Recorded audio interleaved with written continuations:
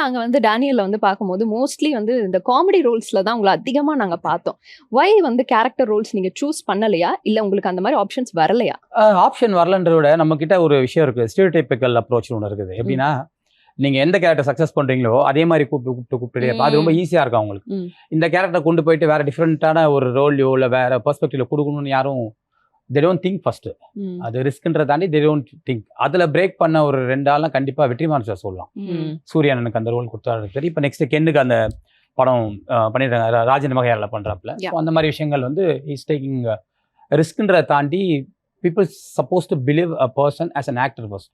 இப்போ நான் ஆக்டர் நம்பிட்டேன்னா I am ready to anything.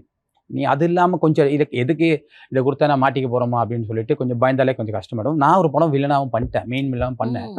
ராபர்னு ஒரு படம், அது ஆக்சுவலா கமர்ஷியலா பெருசா ஹிட் ஆகல. பட் அந்த படம் எதுனா மெட்ரோன்னு ஒரு படம் வந்துச்சு மாதிரி, அதோட செகண்ட் பார்ட் அது. ஸோ இதில் நம்ம தான் வில்லன் ஃபுல்லாக இருக்கும். அது பார்த்தோன்னே எனக்கு ரொம்ப ஆசையாயிடுச்சு. அதுக்கப்புறம் தான் தென் ஐ டிசைடட் ஓகே கொஞ்சம் கேப் எடுப்போம், இந்த டேனியல் காமெடின்ற விஷயம் கொஞ்சம் குறையட்டும், அதுக்கப்புறம் வி ட்ரை சம்திங். ஏன்னா இப்போ ஜனங்களுக்கே டக்குன்னு ஒரு ஷாக் கொடுத்தோன்னு வச்சு ரொம்ப கஷ்டம். அது இந்த கேரக்டர் ஷாக்னு ஒன்று சொல்லுவாங்க, அது டக்குன்னு ஏற்றுக்க முடியாது ஜனங்களையும். ஸோ அதனால் கொஞ்சம் பண்ணும்போது கொஞ்சம் கற்றுப்போம்.